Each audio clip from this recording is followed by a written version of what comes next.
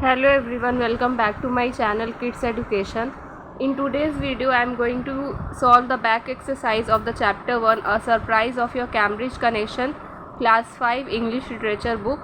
Video start करने से पहले मैं आप सबसे रिक्वेस्ट करना चाहती हूँ कि अगर आप मेरे चैनल पे पहले बार आए हैं तो प्लीज़ मेरे चैनल को सब्सक्राइब ज़रूर करिएगा और अगर आपको वीडियो से हेल्प मिलती है तो वीडियो को लाइक भी ज़रूर करिएगा. So let's start solving the question and answers. Number B. Answer briefly. Who is Jo? What did she do? Who was the first person she told about it? जो कौन है, जो ने क्या किया और उसने उस चीज़ के बारे में सबसे पहले किसको बताया. आंसर. जो मार्च is a budding writer and she belongs to a close-knit family of 4 sisters and parents. She writes 2 stories that she gives to the editor of a newspaper who says they might be published.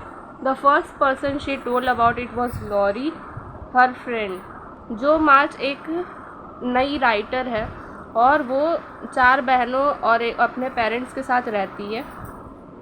वो 2 कहानियाँ लिखती है जो कि वो editor को देती है पब्लिश होने के लिए न्यूज़पेपर में, और जिसके वो सबसे पहले बताती है वो है उसका friend lorry.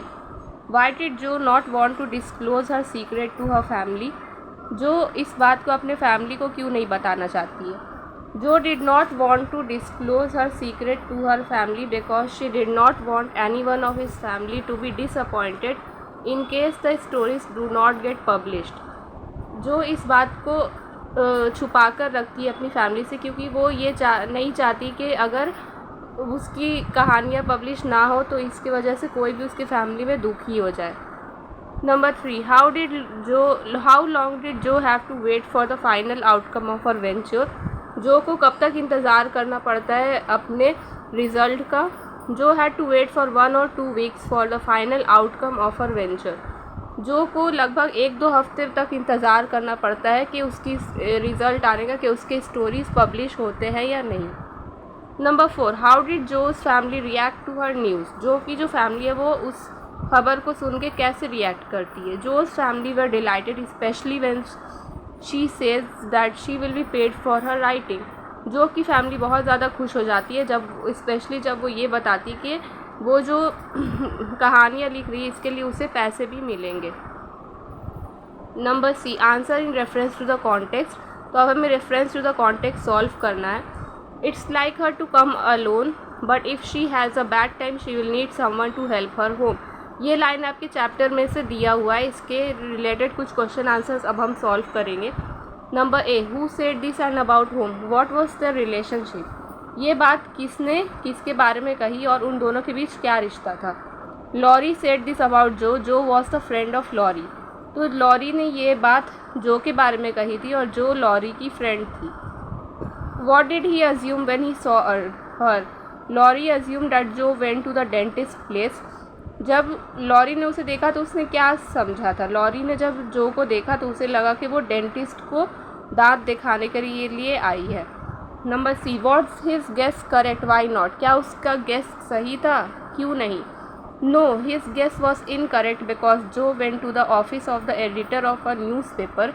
He think she had been to the dentist that is on the same floor. उसका गेस गलत था क्योंकि जो एडिटर से मिलने के लिए गई थी और उसे ऐसा इसलिए लगता है क्योंकि डेंटिस्ट और एडिटर का ऑफिस एक ही फ्लोर पे था.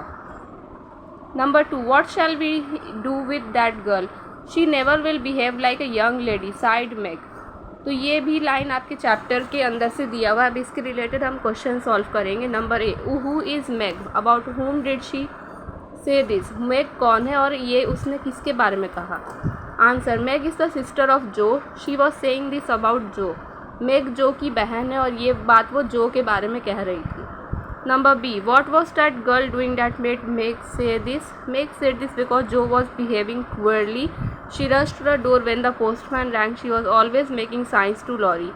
और मैग ने ये बात इसलिए कही थी क्योंकि कुछ दिनों से जो काफ़ी अजीब सा बिहेव कर रही थी. जब भी पोस्टमैन आता था वो दौड़कर दरवाजे की तरफ जाती थी और हमेशा लॉरी को इशारे करती रहती थी.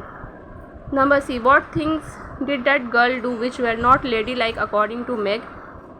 उस लड़की ने ऐसा क्या किया जो कि मैग के हिसाब से लड़कियां नहीं करती. Answer. Joe was racing with Laurie, who was a boy in the garden. According to Meg, this behavior was not ladylike.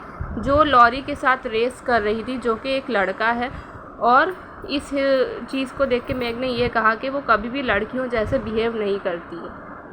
In time I may be able to support myself and help the girls. ये भी एक line आपके chapter में से दिया हुआ है. Number A. Who said this and to home.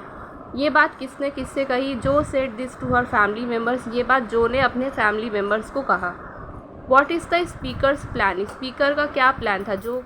Joe's plan was to earn a little money by publishing her stories and support her family financially. जो का प्लान था कि वो कुछ पैसे कमाएगी अपनी स्टोरीज़ को पब्लिश करवा के, और इससे वो अपनी फैमिली को फाइनेंशियली सपोर्ट करेगी. Did she succeed in her plan a little? How? तो क्या वो अपने प्लान में सक्सेसफुल होती है. Yes, she succeeded in her plan a little because the editor published her stories and would start paying in some time as Joe improved. हाँ, वो अपने प्लान में थोड़ी सक्सेसफुल होती है क्योंकि एडिटर ने ये कहा था कि वो जैसे ही उसकी कहानियाँ इम्प्रूव करेगी वो उसे पे करना शुरू कर देगा, और क्योंकि उसकी कहानियाँ इम्प्रूव कर गई थी, इसका मतलब है कुछ ही दिनों में एडिटर उसे पैसे भी पे करना स्टार्ट कर देगा. So this is the end of the explanation. Please like, share and subscribe to my channel. Thank you.